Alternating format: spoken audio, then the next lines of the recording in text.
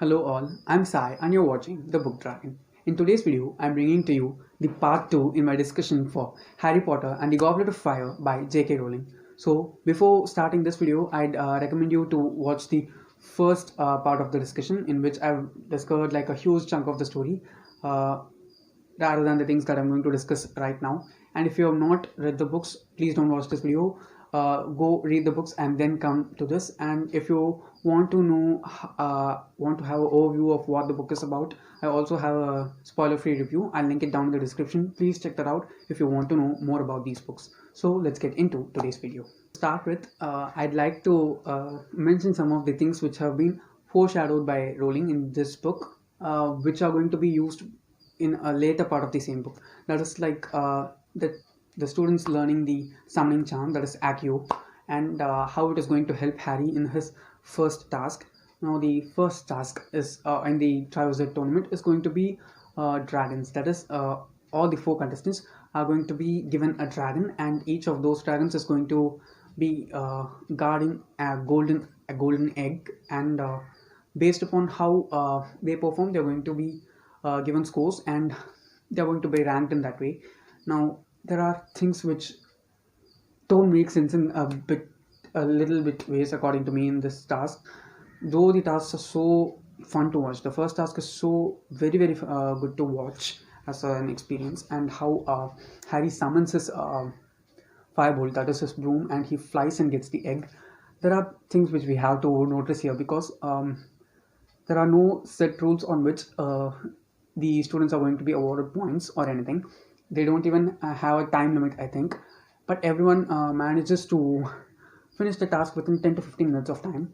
That is a bit reasonable, but just listen this out, because when Cedric goes and gets the egg, he just conjures a dog or something, and the dragon is distracted by the dog, and he takes the egg. He's also hurt a bit by the dragon's fire, yet he doesn't hurt the dragon. The next one is Fleur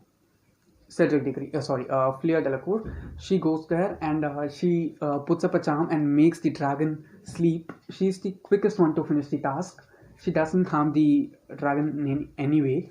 The only thing which happens is that her skirt gets up a little bit of fire due to the dragon, but she's not hurt. She doesn't hurt the dragon also, but she takes the egg very safely. And third one is Victor Crumb. He's just a rubbish guy, if you ask me. He just confuses the dragon. He makes the dragon crack her own other eggs, which causes the death of certain young dragons, if you ask me. And he just takes the egg by physically harming the dragon or the dragon's eggs in some form. And finally, Harry is being hurt by the dragon on his shoulder. It rips his robe and causes a small injury on his shoulder, and he also gets the egg without causing any pain to the dragon. According to me, Fleur should be the one who's awarded the most points, because she finishes the task quick. She played clever, and she made the dragon fall asleep and took the egg without harming herself or the dragon. And the next two would be Cedric, Harry, and Crumb, but the order's exactly in the opposite direction. That is, Harry and Crumb are tied in the first place. Cedric is in the second place, and Fleur is at the last, which doesn't make sense in any way to me. Now, after the ending of the first task, Sirius comes for the second time. After visiting Harry in the fireplace, he comes as Padfoot, that is the dog Animagus form, and he meets Harry, Ron, and Hermione, all the three of them, in a hillside.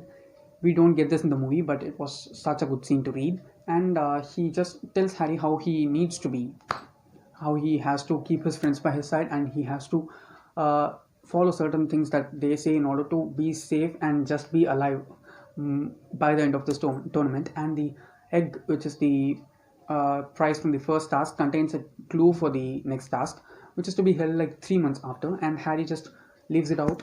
In between this, the Yule Ball happens, all the shenanigans take place, and there's a lot of emotional drama, which was so good, because we got another different tone of Hermione, as I said in my review, because Hermione has been wonderfully developed in this book, if you ask me. We don't just get her as this witty, clever, intelligent, bright witch of her age, but she's even more than that, she's developed as a human being, she's developed as a student. We get different darker sides of money, which I'll be discussing further in this video, and there are a lot of other things which I can go on rambling, but I don't want this video to be that long. They figure out how they can get this thing done, and Neville finally helps Harry to take gillyweed and go and get the participants out of the lake, which is in the second task. In the books, the participants actually know whom they are to get out from the lake or what they are to get out from the lake, but in the movie it was not shown so.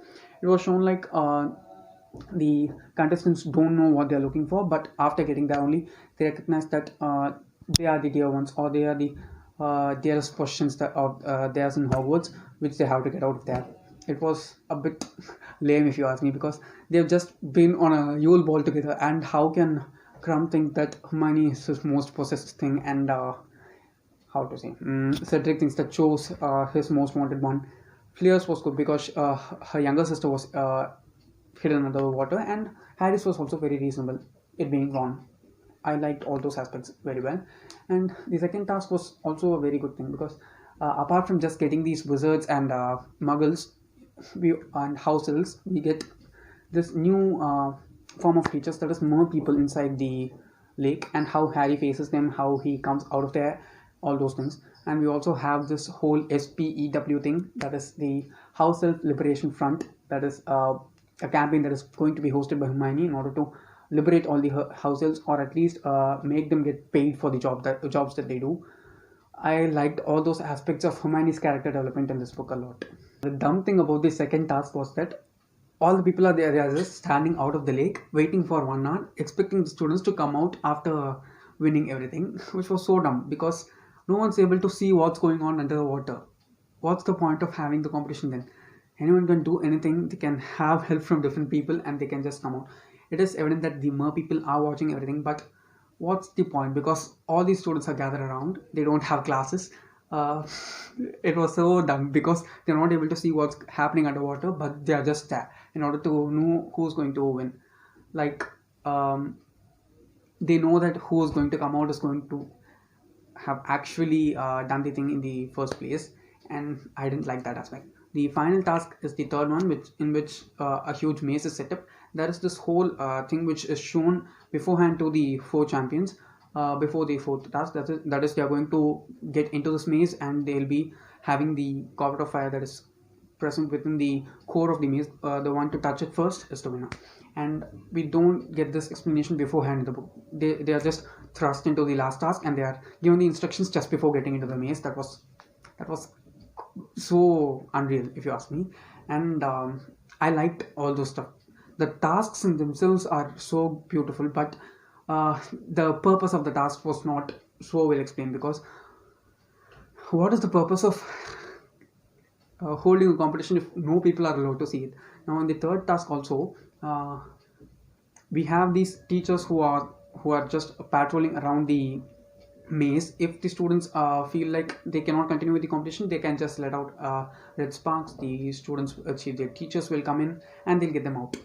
That's good, that's reasonable, but why can't you just make certain people float above in rooms and just see if the students are facing any difficulties? That could have been done, or it could have happened in something like a round arena, in which the maze can be set up in the center, and the audience can actually see what's happening down there. Even muggles can set up cameras and watch what's happening inside the maze, but why can't wizards do that? That's my question. And it would have been very easy to find out Harry was not lying, because at the end, when Harry and Cedric touch the goblet of fire, they're taken to graveyard. Voldemort gets life, Priory Incantatum happens, Cedric dies before that, and Harry gets this moment during which he uses Accio again, and the goblet of fire just acts like a two-way portkey. Usually portkeys are one way, that is, they can take you from one place to another, but they cannot take you back to the same place. But in this case it works like that, and Harry just comes back using that portkey to Hogwarts. And another thing is that the portkey was inside the maze, but Harry is transported outside the maze, where he's supposed to come out at the end of the competition, which just happens. And we have this whole thing that is going on, whole sad thing due to Cedric's death. And when Moody takes Harry separately, uh, Dumbledore understands that there is something fishy going on, and he takes Snape and McGonagall with him. Snape helps him with the criticism, and they discover that Barty Crouch Jr. is the actual person. They discover Moody inside this huge chest in which he has been trapped for these many days, almost a year right now. And after that, Barty Crouch Jr. is just sent to Azkaban and other stuff. We have this whole eulogy kind of a thing that is going on in the Great Hall by Dumbledore to the students, addressing the demise of Cedric Diggory. That was such a sad yet very much overwhelming scene, if you ask me. I loved that scene. And at last, the best part which I liked about Harry in this one is how Harry gets his 1,000 galleons as the winner for as the champion of the Triwizard tournament, and how he just gives that whole lot of money to Fred and George in order to start up Weasley's wizarding visas. And he also asks Fred and George to buy a pair of dress robes for Ron and present it to them, him saying that it is their gift to him. It proved how good-natured a kid Harry is. And another thing which I had to tell about Hermione, the dark side of Hermione, is how she captures Rita Skeeter, because she makes up rumors and just disrupts people's lives. And she has also done this to Hermione in this particular book. And Hermione just finds out that she's an unregistered animagus, that she's being a bug. She captures her in this little bottle, and she like keeps her in there for a few days and then releases her. That also doesn't make sense. She might have handed her over to Dumbledore or some other person who's authorized, but she just took the step. I think that showed the darker shade of Hermione. I like that a lot. Okay, so that's all for today. And if you did enjoy watching this video, don't forget to give it a thumbs up and also share it to your friends. If you want to get more content from me, do subscribe to the channel. Thanks for watching and have a great rest of your day.